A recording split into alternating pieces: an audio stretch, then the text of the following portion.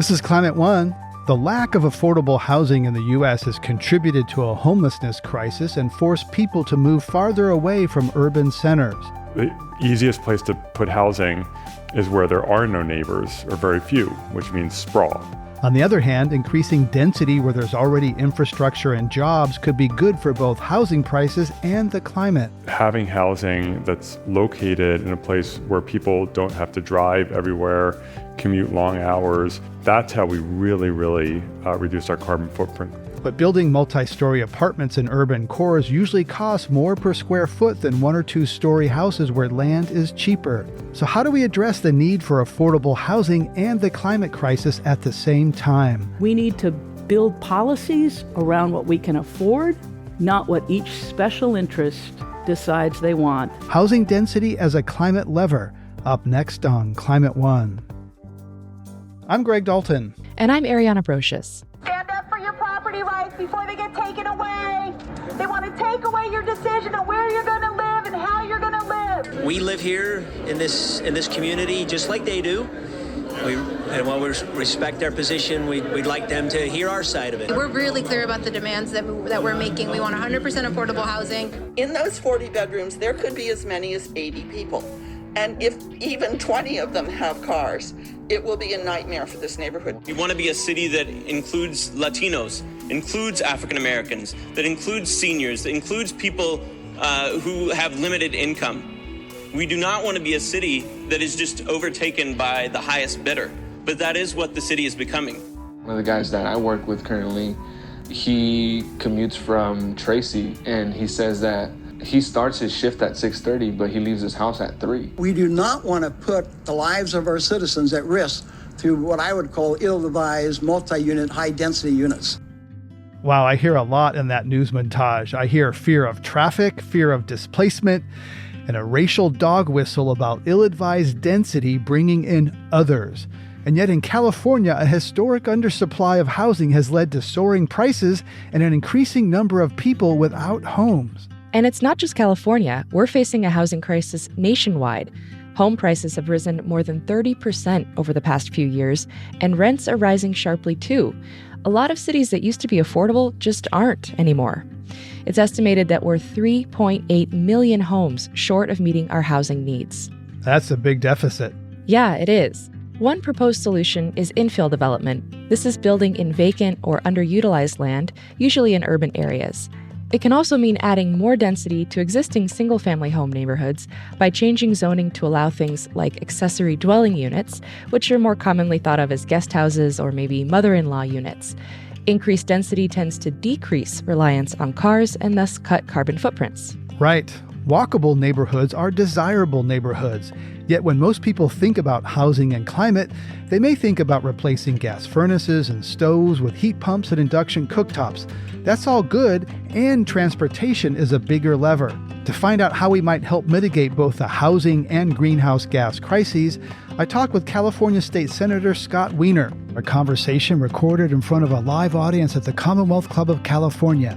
He's the guy driving this conversation and new policies in the Golden State. I asked him how he sees new housing construction as a climate lever. I mean, of course, we want all of our buildings, and particularly new ones, to be decarbonized and to have a lower carbon footprint in and of themselves. But even more important is having housing that's located in a place where people don't have to drive everywhere, commute long hours, where people can drive less, or if they choose not drive at all, have access to public transportation, be close to where they go to school, where they work. That's how we really reduce our carbon footprint, because transportation is a massive aspect of carbon emissions. In California, it's almost half. And so if we're serious about reducing carbon emissions, we got to have a more sustainable land use pattern in terms of where we're putting housing. Right, and most of the curves in California on climate are going in a positive direction, down if they're bad things. And vehicle-ized travel is the one thing that's getting away from California. Absolutely, we're not doing enough, first of all, to support public transportation, but because we make it so hard to get housing approved in the places where we want it, in infill housing, near jobs, near transit, in existing communities. We make it so hard and expensive and a fight. The easiest place to put housing is where there are no neighbors or very few, which means sprawl, which means destroying open space, destroying sensitive habitat, building in wildfire zones, building further and further and further out where there are fewer people to complain about the housing. And that is very destructive environmentally. 2/3 of residential land in California had been restricted to single-family homes that have been off limits to the development of backyard houses.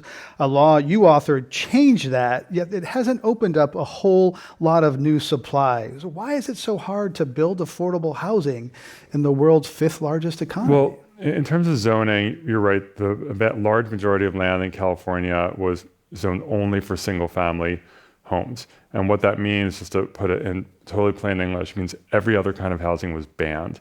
It didn't used to be that way until like 50 years ago. You could build apartment buildings in a lot of different places. And then starting in the 70s into the 80s, cities methodically banned apartment buildings and said only single family homes. So only one unit of housing per parcel, which creates a math problem. And it also completely induced sprawl, and people knew at the time. And racial filtering, let's be honest. And single-family zoning was invented about 100 years ago after the Supreme Court struck down racial zoning. Communities, starting with Berkeley, discovered, well, if we can't explicitly ban people of color, but what we can do is make it impossible for anyone who's not upper income to live here. And so they said you can only build single family homes. So we did pass, well, first we really strengthened our existing law to allow for in-law units, or what we call an accessory dwelling unit. And that, it took a while, but that's now exploding. We're seeing up and down the state, these accessory units are being built in increasing numbers. A couple of years ago, we passed legislation led by our Senate President, Senator Tony Atkins from San Diego, to basically eliminate single-family zoning and to have duplex zoning, or 2 to 4 units. It's only been in effect for a year. Development never moves as fast as we want, so people are worrying that it's not producing enough, but it'll get there. It just takes time. Okay, so granny units or in-law units will get there, yet when it's still cheaper to build outside of cities, further from jobs and amenities, how do you address climate and the justice and equity issues at the same time? Yeah, well, we need to make it easier and easier to build in sustainable locations and infill housing in existing communities, near jobs, near schools, near public transportation, and that's what we're trying to do, because right now we've set up a system that's designed to fail, a system that empowers. I'm a former local elected official. I'm a former neighborhood association president. I believe in public input and people having a stake in their own community and having the right to have an opinion about their own community.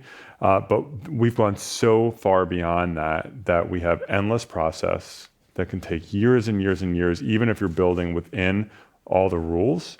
In addition, we have empowered obstructionists who are not typically representative, right? Most people don't even know that this public hearing is happening. They're working, they're trying to get their kids to do their homework, they're putting dinner on the table, and you have people who may or may not be representative of the community at large, but they have the ability to show up at 1 million community meetings and to file appeals, and they are able. We've given them the tools to obstruct, delay, kill these projects, and that needs to change. Some people say that housing is an example where NIMBYs in progressive areas have captured regulators, something that liberals often accuse people on the right and corporations of doing, but NIMBYism is sort of regulatory capture from the left. So what's the solution? Well, first of all, I don't think NIMBYism is left. True progressivism is not NIMBYism. And so I think you have people in blue areas, like parts of California and other parts of the country. They might have a Bernie Sanders sign on their lawn, or a Black Lives Matter sign on their lawn, or a big rainbow flag unfurled, which is great. But they are at the same time acting in a very, very conservative way by saying, I don't want any change in my community. And I'm worried about the quote unquote kind of people who are going to come here, who are going to somehow, quote unquote, degrade my community. If showing up at a planning commission or a city council, like development appeal in a blue area, sometimes it doesn't sound that different from a red area in terms of the things that come out of people's mouths and things that it's shocking to hear people say. And I get it, people are very passionate about their neighborhood. I completely respect that. But sometimes we need to be forward thinking and saying, hey, maybe it'll be a little bit harder for me to park.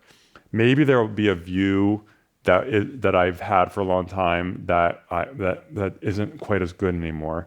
But more people are going to be able to live here, that there will be a prayer for the next generation to have a place to live. Maybe fewer people will be living in their cars. Maybe we won't have 5% of San Francisco Unified School District, 5% of those kids are homeless. And that's consistent and probably an undercount statewide. That we have families who are literally waking up in a homeless shelter or a car, dropping their kids off from school, going to work. And so that's what this is about. And so I think NIMBYism is inherently very conservative, even if you're registered as a Democrat. California has a statewide goal of reaching 2.5 million new housing units by 2030, 1 million of which must be affordable.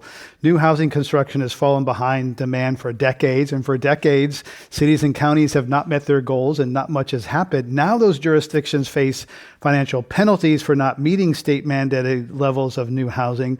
Will the hammer get the job done? I think it will move us in a very good direction. And when we see what's happening in the last 6 or 8 years, where we've really been putting teeth into longstanding state housing law in California and passing new laws, and it has, I think it's gradually working. And we look at in San Francisco, the Board of Supervisors just adopted what we call a housing element. And a housing element in California is every 8 years, a city has to put together a housing plan, incorporating like numbers of new homes that the state provides. And you have to plan for how you're going to meet those housing goals in the next 8 years. And historically, the process has been sort of a joke. I went through it when I was on the Board of Supervisors. It was very controversial, but ultimately it's like a document that sits on a shelf collecting dust. The housing element process now, it has teeth in it. And San Francisco just adopted a new housing element to plan for 82,000 homes. It's a very, very strong plan. I want to commend our planning department and the Board of Supervisors and the mayor and everyone who made this happen. But that happened because the people in our city government who want to do the right thing now had the leverage to do it because the hammer of state law was out there, that if the city adopted a bad housing plan or didn't adopt one on time, there would be all sorts of consequences. And cities up and down the state are seeing that, and a lot of them are trying to do the right thing, and the ones that don't do the right thing are going to have consequences. And so that's 2 to 3 times the amount of annual production that San Francisco and Bay Area. 3 times. Yeah, three times. So is that going to make the NIMBYs not be NIMBYs? No. What we found is that even when you streamline housing approvals, and if there are cities that want to fight it, they'll try to find loopholes. With in-law units, for years, cities were technically required to allow people to put in-law units in their homes. Cities ignored it. They found all sorts of loopholes. It took us like 5 or 6 laws that we passed. We finally, I think, sealed off every loophole, and now it's just sort of happening. And unfortunately, and there are certain cities that have showed us the way, like they've been so obstructionist that they unearth every loophole, which I really appreciate. Cupertino did a great job of that, where Apple is headquartered. They unearthed every loophole, and so we would close the loopholes based on what they discovered. And they now have a new city council that's a lot better, so that's a good thing. Transit-oriented development has been talked about for a long time, aims to build housing near transportation hubs. I recently drove around near the BART station in Concord, a city of 130,000 people, 30 miles from San Francisco. There were empty lots near the regional commuter rail station, also blocks of housing, 4 to 5 stories tall. It's like, okay, I could see kind of things happening here. Yet building on parking lots near that commuter rail is highly controversial. Some say housing is a higher use of that land, and others say removing parking hurts working class people who can't afford to live close by because housing prices are so high. So how do you balance that? Yeah, I mean, if you think about it, when you look at it, like the BART system in the Bay Area, we have all these BART stations where we made public investments, and very few people live within walking distance. It's people who live in single-family homes who are privileged to have been able to afford those homes right by the BART station. And so the idea is to also allow for apartment buildings, particularly, BART has a lot of land around the stations to put apartment buildings there. And we actually, a few years ago, we passed a law authorizing BART to approve its own projects within certain constraints. It was very controversial. We felt that it was important because some of the cities that have BART stations were just refusing to allow it. We want to make sure that these are mixed income developments, that some will be 100% affordable or mixed income with market rate and below market rate mixed together, which is great to have mixed income developments. We want to make sure that people of all incomes can live there. There's also nothing that would stop BART, instead of having, if you think about it, these massive parking lots, that surface parking lots, if you replace that, most of it for housing, you can still they can create a parking structure if they want. There's nothing stopping them from doing that, so that people who are, still have the ability to drive in if they don't live anywhere nearby. So there's nothing stopping BART from having that kind of mixed use. You're listening to a Climate One conversation about housing density as a climate lever. Please help us get people talking more about climate by giving us a rating or review. You can do it right now on your device. You can also help by sending a link to this episode to a friend. By sharing with your friends, you can help people have their own deeper, empowering climate conversations. Coming up, how can more vulnerable communities be protected against displacement from development in their neighborhoods? If you combine anti-displacement strategies with adding new housing, you're not going to see that kind of displacement. You will reduce the pressure because you have all these new buildings that people can live in without having to try to displace people in other older buildings. That's up next. Displacement is also a huge part of the housing crisis for low-income communities and people of color. New housing often follows upscale shops and eateries. Together, they can drive up prices in neighborhoods that were once affordable and force the existing community out. Let's continue my conversation with California State Senator Scott Wiener. He's driving new policies and new construction around the state. I asked him how we can make sure new development doesn't increase displacement. I think that we have to be very clear that the cause of displacement is not having enough homes. When you have a shortage of homes, there's competition, the prices go up, and we know what happens, and we know who tends to be the winners and who tends to be the losers. And lower income, working class people tend to draw the short end of the straw when you have a shortage of homes. And so, for example, we about 9 years ago, we had a big fight about whether to have a moratorium on new housing in the Mission.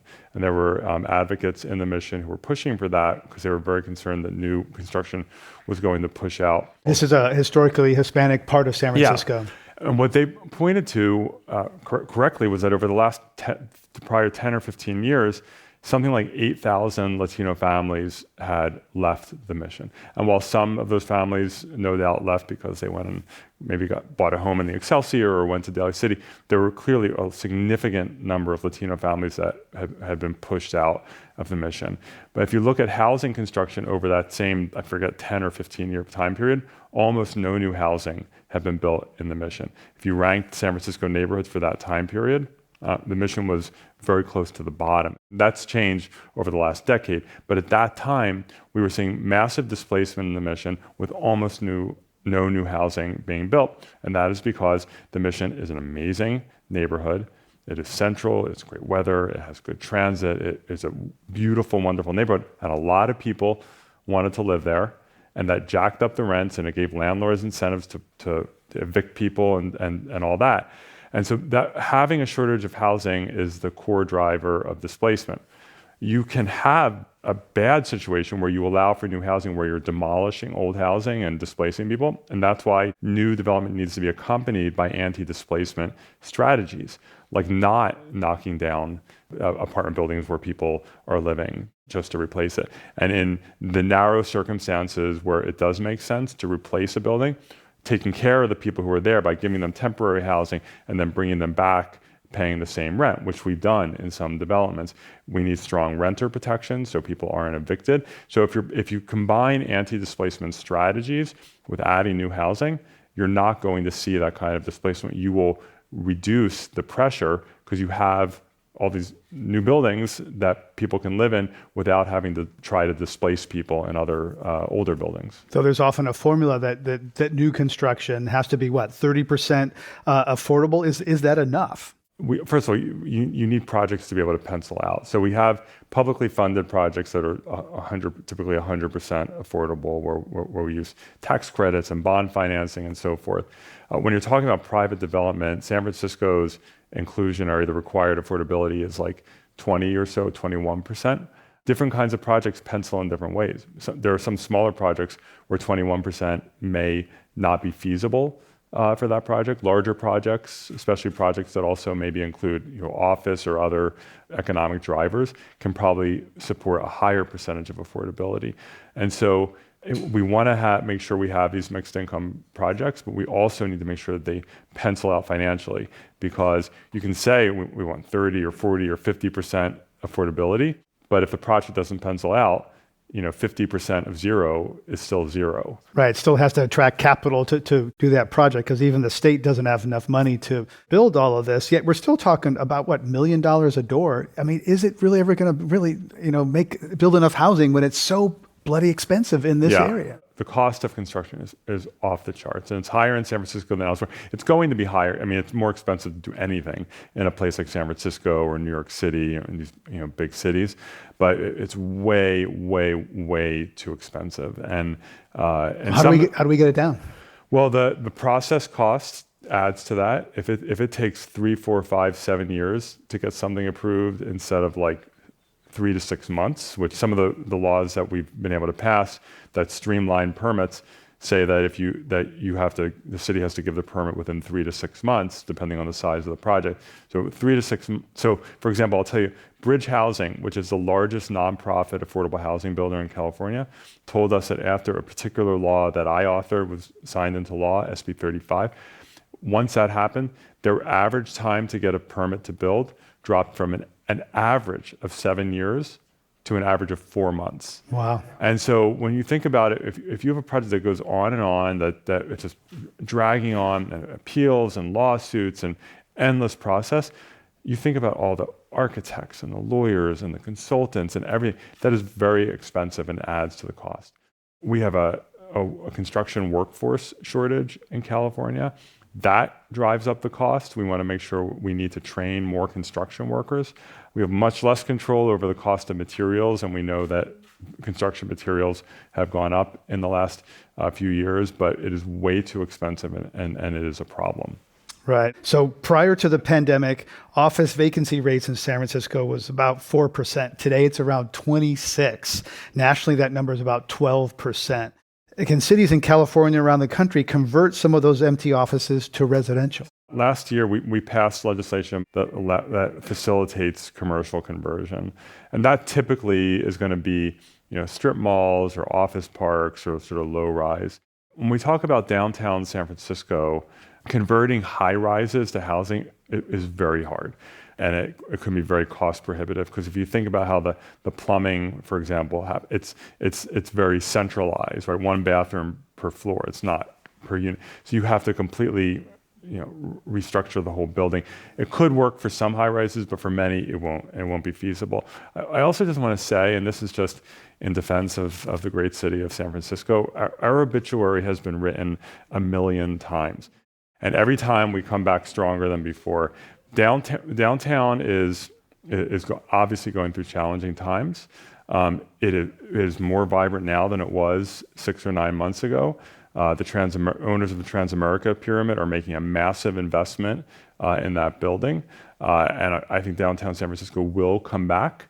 And what I don't want to see is cannibalizing our office stock, and then all of a sudden we're back where we were in 2019, where we had a massive shortage of offices, and small businesses and nonprofits and law firms, et cetera, were getting pushed out of the city because there was no office space they could afford. So I want us to take the long view. I don't think anyone knows what office is going to look like in 3 years. Anyone who says it does, I think they're speculating. So I think we need to be very thoughtful about how we approach that.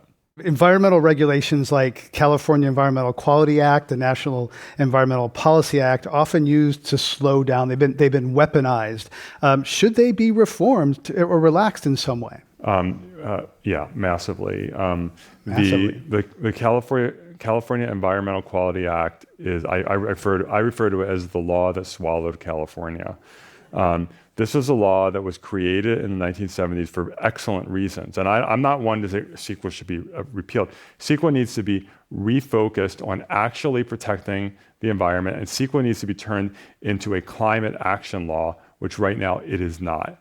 The purpose of CEQA was when you're doing something that could be potentially environmentally destructive, building a highway, building a dam, doing something that could be really harmful environmentally, that you have to analyze the environmental impacts to inform the decision maker. That's a great idea. CEQA was never intended to allow your neighbor to jack you up because you're trying to replace your windows. And right now, you can do that. Or stop a bike lane. Stop a bike lane, stop a bus rapid transit lane, stop an apartment building on top of a public transport, on top of a rail station. That's some of the things that CEQA is being used for. And or to stop UC Berkeley from admitting students. That's what a court decision ruled last year before the legislature overruled the court and changed the law.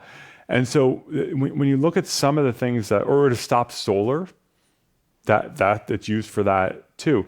And so that is a problem. CEQA converted from an environmental law to a process law.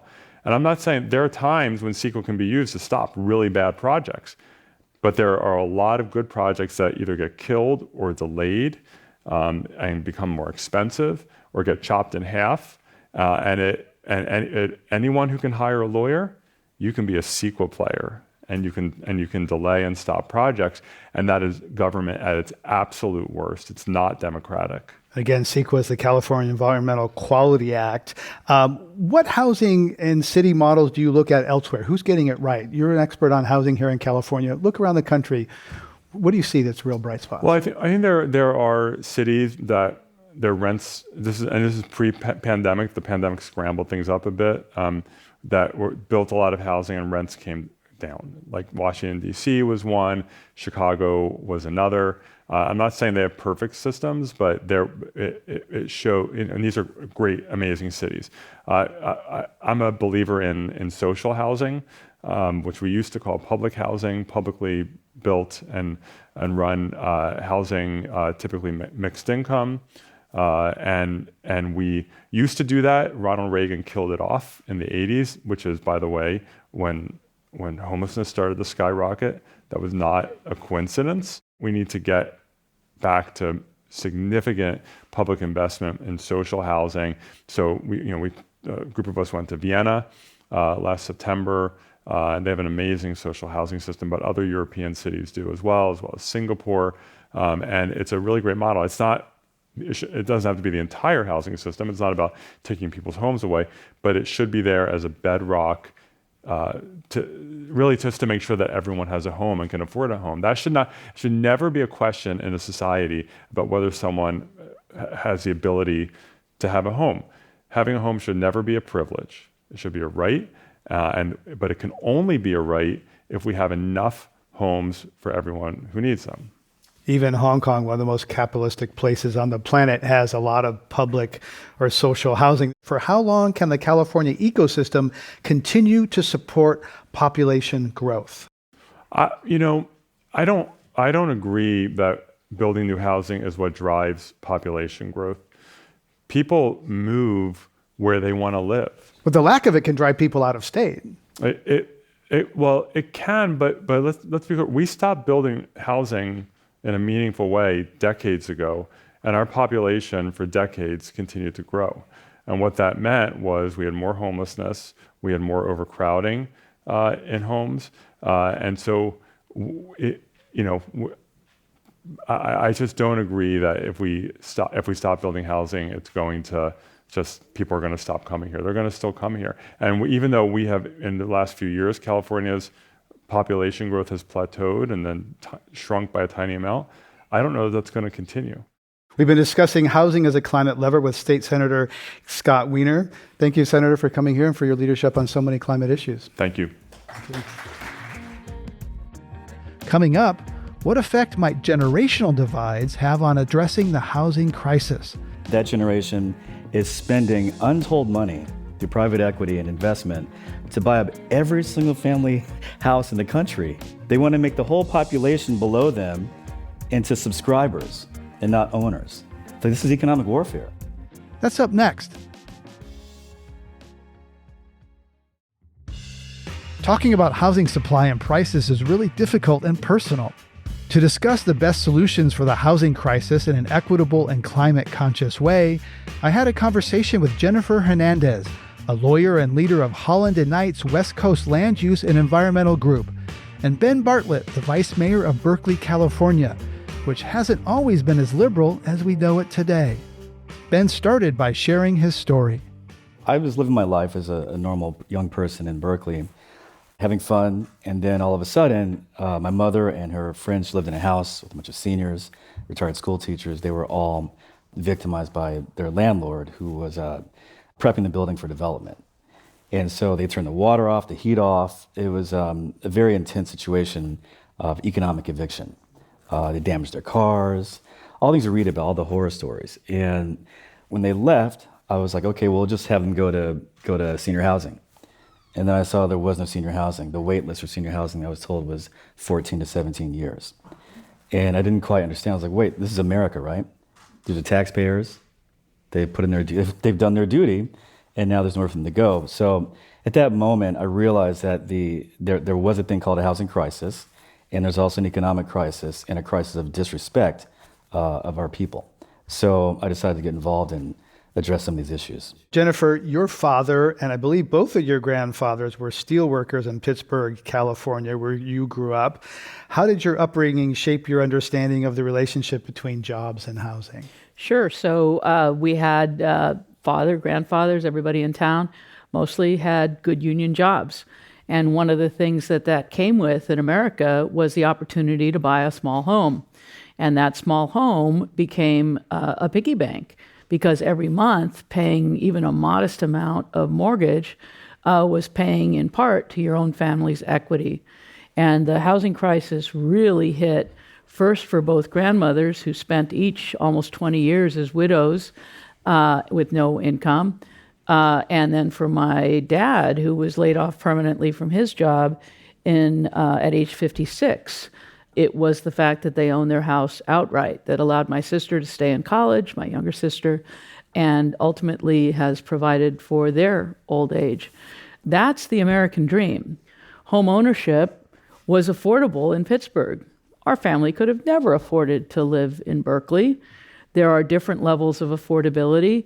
And for me, housing is very much about respecting an all of the above and all of us strategy. And all of us isn't necessarily going to entice a construction worker, which we need more of, to be content living in someone else's backyard cottage. And any effort to make one size fits all leaves out people like my dad and my grandparents and my brother and my nephew, who are still in the trades. So it's time to be respectful, and that's respectful of both economic and color lines. Ben, Berkeley was one of the first cities to implement single-family zoning shortly after the U.S. Supreme Court struck down racial zoning as unconstitutional. They just rebranded it.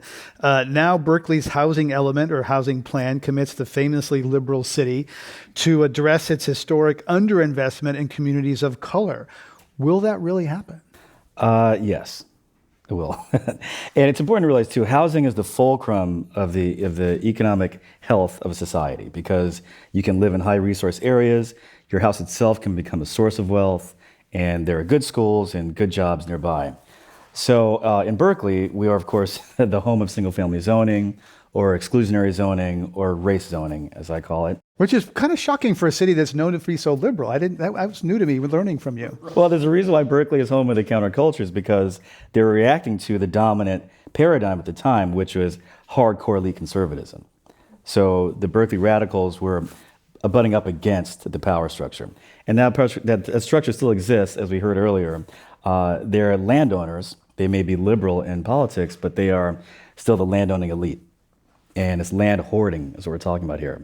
So when you have a time frame where you have extreme wealth inequality, and we talk about people hoarding wealth, you think of stocks and bonds, money, but really land is wealth. And when one group of people has all the land, and you see the result, the cascading poverty throughout the state of California and the country and the world, you have to address it. So in Berkeley, we're also the home of the Fair Housing Act, which addressed these same issues in the 60s and 70s.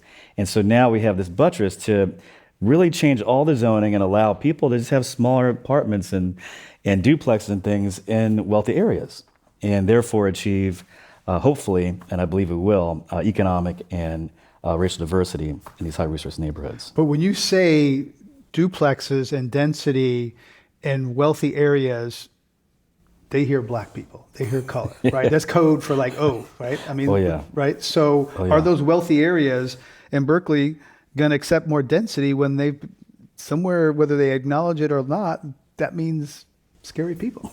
Yeah. Well, look, here's the thing. The generation below mine, the millennials, is the largest generation in human history. They dwarf the baby boomers, and they are out here because the older generation above them has not expanded the portfolio of infrastructure from housing, education, healthcare. You see these student loans out of control, the healthcare, the housing, even arable land, even food. And so all across the world, you have one crisis of affordable housing in every county in the country and also around the world. And homelessness now, I was in a meeting with some Republicans in Missouri who asked me for advice about the fact they had 250 homeless encampments in their suburb of Kansas City. So it's everywhere. So this is a matter of survival of the economy. If you want to have a holistic society with your children able to live here and your company able to have workers remain here, you have to expand the portfolio. And also, there's another economic lesson here as well. As people get older, their physical imprint shrinks, but their house is still big. And we know that senior care is super expensive, so a better way for them is to downsize the house, keep a portion of it to live in, and make money off the rest by opening up to other people. So there's an economic incentive that I think will be persuasive in the end. So Jennifer, your thoughts on sort of the class and race part of this, because what I hear where Ben's saying a little bit is boomers haven't done so well in what they're leaving behind. I did a whole interview once about how boomers are kind of sociopaths, and you know, they started off as, you know, some of the most liberal progressives in Berkeley, right? Going to save the world, hippies, and they became some of the greediest people around. So your take on that? Yeah, so I am a boomer, and I'm at the bottom edge, which means we got educated about what drugs to do and not do, which was a benefit, right? Other people learned about it. And certainly from Pittsburgh, I owe my scholarships to Harvard and Stanford to those who came before in the civil rights movement and in the kind of counterculture and women's rights movements. California, according to the Air Resources Board, development is 6% of our 100 million acre state. Other states that have any kind of normal population are about 10 to 12% developed. New Jersey is 35% developed. It's, everyone knows, easier to build new in a way that is entirely sustainable.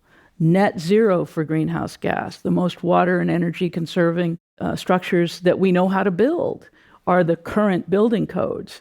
The idea that climate change means we have to reject the 7% solution, 1 million new acres even in California, built on existing infrastructure, designed to be sustainable, absolutely walkable, that is a conceit held here as dogma in the name of the environment, and it's another baby boomer mistake. But help me understand where that's going to be, because there's something called the wildland-urban interface, which is a lot of places like Paradise, California, places up against the foothills, wooded, beautiful, that with our new climate reality are fire zones. And some people say we shouldn't be building there, and even the people that shouldn't rebuild there. So if we're going to spread out further, isn't that going right into the fire zone and danger zone when we go up against the Sierra foothills? Where's this going to happen? So you skipped a few places in order to get to the Sierras. A lot of Marin right now is being used to graze cows, which have their own greenhouse gas emission profile. Yeah. Adding 50,000 people to Marin is a heck of a lot better for the climate than grazing cows. But it's an aesthetic that we won't add people to Marin. It's a baby boomer prejudice.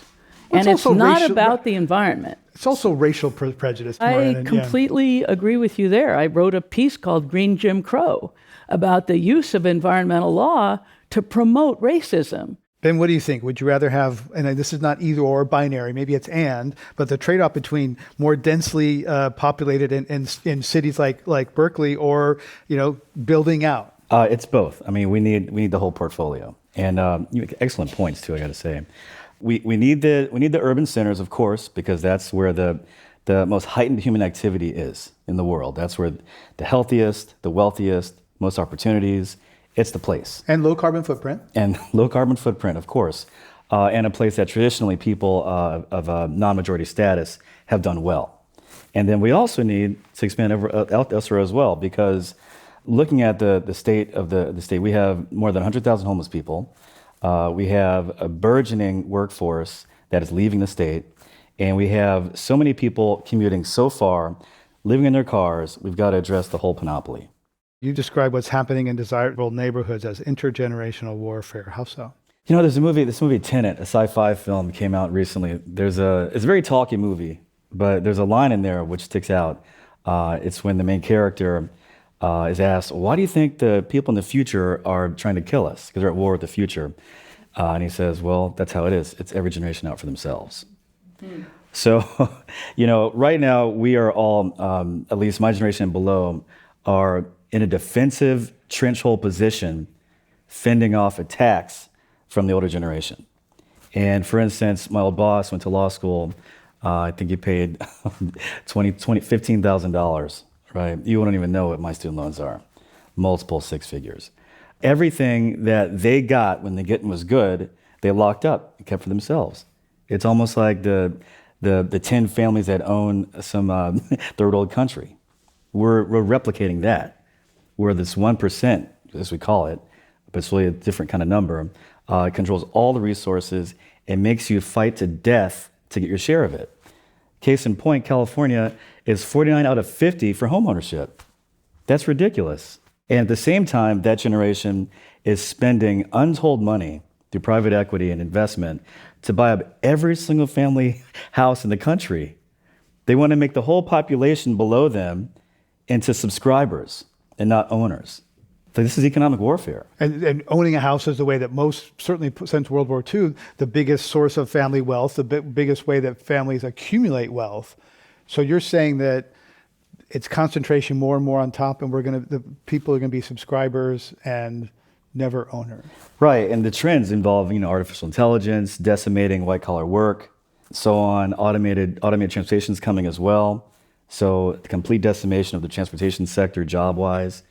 So you have this dystopian future that they're dedicated to making happen, where most of us are surviving on pennies, paying rent, owning nothing, and liking it.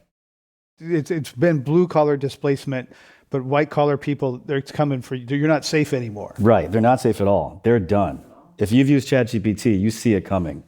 In the next 4 years, in our immediate lifetime, you'll begin to see the economic system begin to unravel. So we're in it right now. And so for me, this battle is existential because, my family, we escaped slavery. And, our motto is never again. And these conditions that housing again being the fulcrum on is setting the stage for a return to servitude.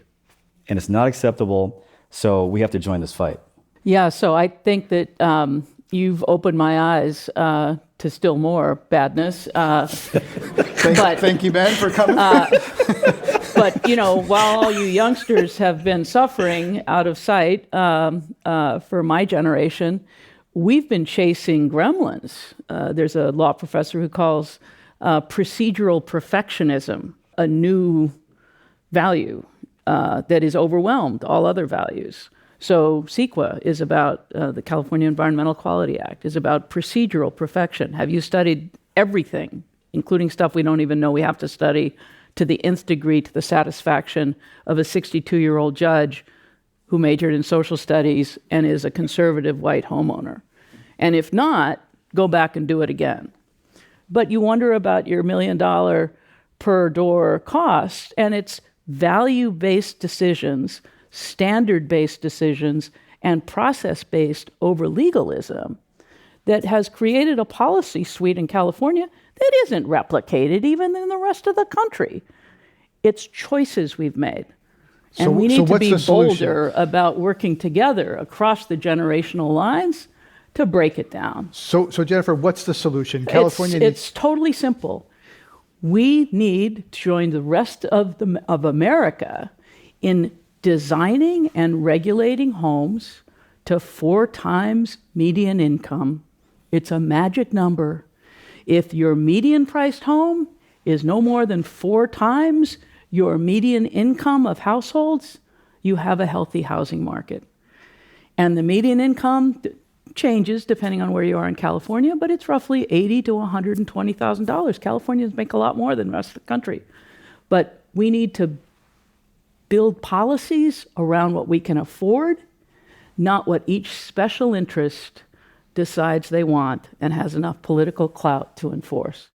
We know that California's vehicle miles traveled is one carbon metric that's going the wrong direction. Most of California's climate things... I'm sorry, I completely disagree. You're okay it's with not a carbon metric. We're doing EV vehicles. We went from less than 5 miles per gallon when I grew up to now more than 50 miles a gallon in a hybrid vehicle that can go as long a distance as a regular car. And we're moving to EV vehicles. Transportation does not equate to terrible climate outcomes. Transportation that actually works for people... It's the biggest source of greenhouse gas emissions in the state. So Ben, how you doing here in between 2 bougie boomers? Yeah, I'm feeling it because I've said this before at council. Again, and I work in innovation in my day job, so I kind of have a pulse on what's coming. So the whole notion of commuting is going to be altered by basically these robotic cars that serve entire neighborhoods. They'll just be cruising around all the time. You'll share a car with people, or you want to drive. The cars will be electric and hydrogen. Sounds like a dystopian hell of traffic jam. Well, that part will be fine because they'll be in sync. So Jennifer, what about the areas that are already urbanized with commercial to have a little more housing there? There's already traffic, transit perhaps. Isn't that part of the solution? Well, it's been part of the solution and zoned as part of the solution now for more than a decade. We already have a number of streamlining laws on the books that reduce some of the hurdles to getting that developed. There's just a little problem, which is the pro forma, the actual budget, because those properties, especially in a high wealth community like Silicon Valley, are earning a lot of income. And when you think about buying them, you need to buy them at a price which makes sense for the owners, so the revenue stream who are going to give up that income stream. Mm-hmm.